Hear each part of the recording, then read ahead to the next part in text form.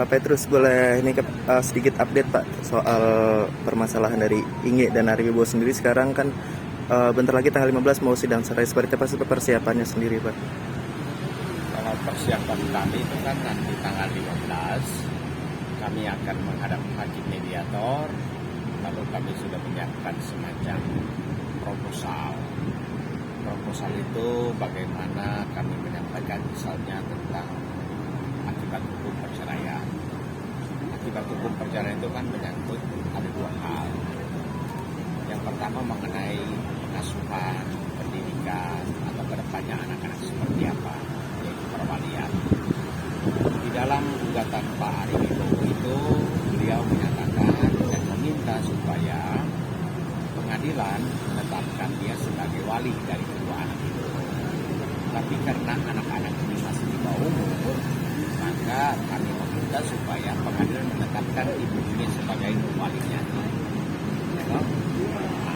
Lalu kedepannya misalnya soal pendidikan mereka seperti apa, itu juga akan kami sampaikan.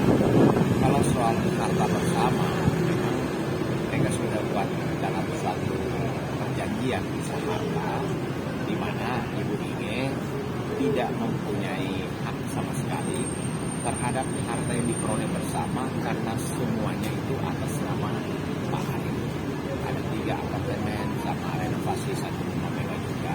Memang itu yang kita hanya meminta supaya kalau bisa ya demi keadilan lah dari 3 unit itu bunyinya diberikan 1 supaya tinggal bersama. Itulah rencananya. Jadi hari Senin tanggal 15 dari pihak kami akan diusulkan kepada hakim mediator. Mudah-mudahan Pak Ari bisa menerima atau kedepannya seperti apa. Gitu. Ya. Pak, boleh agak munduran lagi Pak? Oh gitu. Ya. Oke. Ini kan ada update lagi sedikit Pak soal Ari, katanya yang ada serangan balik lagi ke Ibu Inge. Dia mengatakan kalau Ibu Inge punya pil gitu Pak. Oh enggak. Gimana sih Pak tanggapannya? Tanggapannya begini, kalau Pak Ari sekarang berubah bahan gugatannya itu salah. Karena apa? Di dalam gugatan itu tidak pernah menyinggung ada pihak ketiga, baik dari Pak Ari maupun Inge. Karena di dalam gugatan itu hanya menyebutkan bahwa antara Inge dan Pak Ari sudah tidak cocok lagi sejak tahun 2020. Itu menurut gugatan. Tetapi setelah kami bertanya kepada Ibu Inge, menurut dia mereka sudah tidak cocok lagi itu sejak 2018. Ya, jadi mengenai pihak ketiga kami jelas menolak.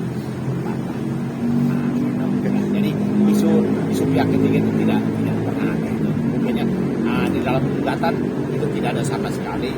Kalau belakangan ini ada, maka pasti harusnya beliau memperbaiki gugatan kalau memang alasan itu. Kalau reasoningnya menjadi pihak ketiga bukan hanya disampaikan di luar sidang, tapi dia harus dibuat secara tertulis dalam gugatan itu sendiri. Tapi Pak Ari sendiri kan dia bilang kalau dia emang benar punya buktinya nih Pak. Oh boleh. Artinya begini, suatu permohonan bisa diajukan, misalnya ada pihak ketiga, tentu kan harus dapat dibuktikan. Buktinya apa misalnya? Ya apakah pernah memergoki mereka di suatu tempat, dan itu harus tempat tertutup. Jadi kalau hanya lagi ngopi-ngopi berdua, ya agak susah itu. Karena kan setiap orang juga ingin ngopi dengan teman di satu tempat. Nah, tapi kalau dalam suatu ruangan tertutup, baru bisa. Karena itu menjadi petunjuk, walaupun tidak melihat mereka ada hubungan istimewa. Begitu. Jadi soal perselingkuhan Ibu Inge sendiri berarti belum benar terbukti gitu? Nggak ada sama sekali. Itu tidak ada dan tidak bisa dibuktikan. Karena misalnya katakanlah kedekatan seseorang itu misalnya karena sering bertemu, belum tentu ya gitu. Mungkin katanya Ari sendiri merasa dipojokkan nih Pak dengan statement Ibu Inge sendiri yang katanya dipojokkan kalau dia kayak pelit segala macam kayak gitu-gitu, terus kalau kayak menjatuhkan Ari. Soal pelit itu kan yang ucapkan itu kan lebih banyak netizen. Mengapa netizen mengatakan pelit? Karena netizen mempunyai ukuran begini.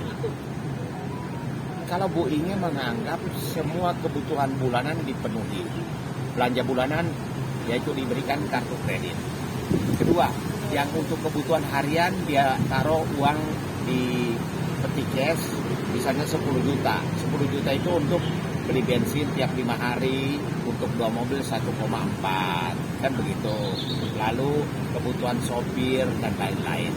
Begitulah intinya. Jadi menurut Bu Inge segala macam kebutuhan itu dipenuhi. Tetapi yang dimaksud Bu Inge pegang sendiri sehari-hari, maksudnya diberikan uang berapa, 5 juta segala macam itu tidak ada sama sekali. Jadi maksudnya uang bulanan pribadinya itu nggak ada. Nah begitu ya, itu intinya. Dan sekarang masih tinggal satu atap nggak sih Pak? Satu rumah, Nah, satu rumah. apartemen, Iya. satu unit. Kenapa itu Pak sekarang masih? Ya karena Bu Inge mau pergi juga kemana, dia tidak punya tempat lagi. Ya toh, sementara apartemen yang di tempat itu adalah apartemen di mana ada kontraktor nyewa untuk selama kontraktor merenovasi rumah Pak Ari. Jadi selama rumah Pak Ari direnovasi hampir 2 tahun ini, kontraktor menyewa satu apartemen buat mereka. Jadi ada katanya ada 3 kamar, 2 untuk kedua anaknya, 1 untuk mereka berdua. Jadi kalau bunyi harus keluarnya juga kemana? Dia kan tidak punya uang.